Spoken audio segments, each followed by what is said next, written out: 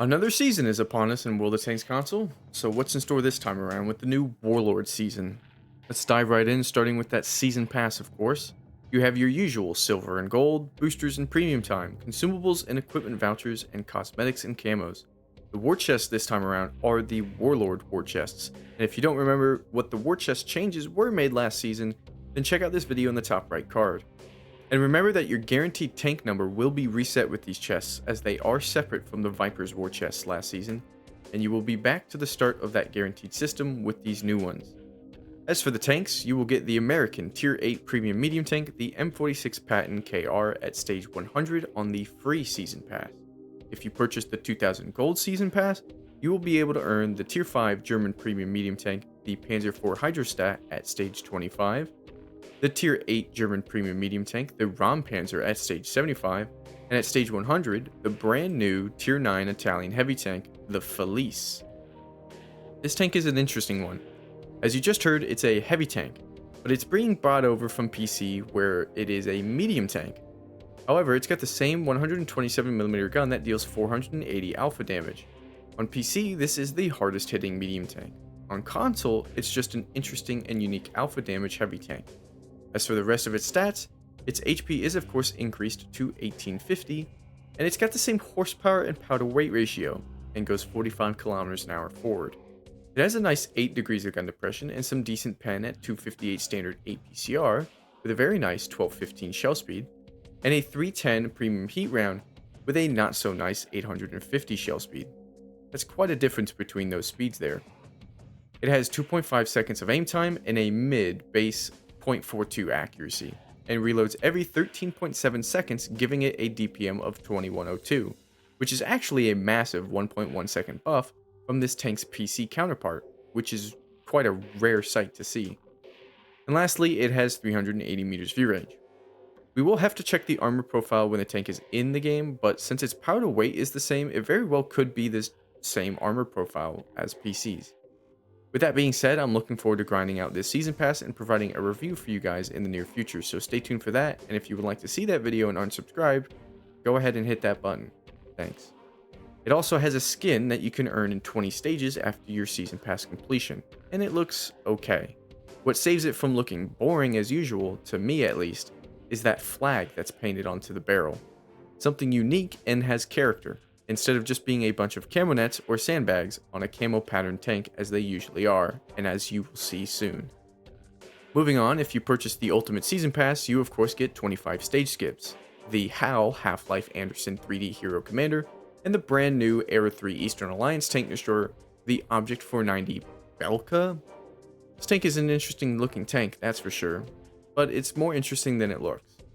You will see that once you look at its stats, it has the same gun as the Mola and the 292, but it's got way less DPM than both of them, with potentially not as good armor as the Molat too, and definitely some gun limitations with that raised rear end.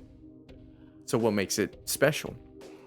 It has a 50% silver bonus, which is also less than the Mola and 292's 65% silver bonuses each, and 3900 HP, which is the highest of the three. It's got 1000 horsepower and a nice 18 power to weight ratio, but it's once we get to that top speed that you see what makes this tank stand out from the other two. This tank has siege mode. It goes 80 forward and a very nice 30 while in siege mode, which is kind of surprising. Siege mode gives the tank an extra 4 degrees of gun depression, which isn't a lot, but it does take its good stock 10 degrees of gun depression and pushes it all the way up to 14 degrees. As I said, it has the same gun as the Molat and 292, so 900 standard APFSDS pen with 1980 shell speed for 760 alpha damage, and one other shell being a 180mm HE pen for 980 alpha damage and a whopping sub 1000 shell speed. Its reload is the longest at 13 seconds, giving it a base 3500 DPM, and its accuracy and aim time are both better in siege mode, with its aim time going from 2.4 base to 2.3 seconds, and its accuracy going from 0.33 base to 0.3. This tank does look and sound interesting to me, and depending on how its armor holds up, could become some people's favorite as well. When you get the tank from the Ultimate Pass as well, you get its skin, which sadly is just a bunch of camo nets and sandbags on a camoed up tank, but hey, at least it's got a chain across the front and some extra storage in the back, I suppose. New seasons never just come with season passes, so what else is dropping this season? Well, at launch, we'll have another returning map, this time being ENSK, which is a little surprising, as it's way too small, and because of that, it's not going to be available in Cold War at all. Unfortunate, but it is what it is, and I'm sure they're going to hear complaints about that almost every stream. It will be available in all tiers of World War II though, so get ready for some weird Tier 10 ENSK action. We'll have to see how that one goes too. Either way, ENSK is your returning map this season. There's more that's returning as well, like the ability to select your server on the launcher screen rather than having to change it in the settings and restart your game. This was removed way back for whatever reason and promised to return with a better feature, but not sure what that feature was, as this just looks to be what we had already. Anyway, let's get to the real new stuff now and not just these returning things. We are finally getting team health bars in the game. This will allow you to see how much HP percentage-wise is left on both teams, with options to display a bar with the percent, just the bar, or just the percent, or no HP indication at all in your settings tab. This is great news, but I do hope that we get this updated later on, to include an option to share the exact amount of HP on both teams instead of a percentage, as the HP is almost never equal on both teams, and it would be nice to know just how much more one team has over the other exactly, rather than percentage-wise. This will come in handy though to help you determine if you will win or lose in a very close situation where it's something like a one-on-one and you have the advantage in HP, meaning you don't have to go running and find that last enemy scout. So that's neat. And last for the update this Tuesday is a camouflage preview in the store. You will now be able to see what the camos look like on a tank if you wish to purchase camos from the store. But let's go on and talk about what's to come during the season and what's not coming out at launch.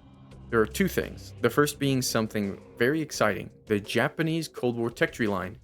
This line is only partially shown to us in the trailer, but it includes the Type 61 in the middle of Era 1, the STB 1 at the top of Era 1, and 3 Type 74s for all of Era 2. Sadly, these Type 74s are all mediums too. I don't know why I expected them to be heavy versions of the STB-1, but instead they're all mediums. I guess I expected that just to have them be distinct from the STB-1. But because of this, it might feel like 4 STBs in a row before you can get to Era 3. Not sure what's there in Era 3, but we shall see at launch. And I do expect the bottom Era 1 free tank to be the SDA-1, and potentially the SDA-2 to be sold as a premium middle Era 1 tank like the T95E257.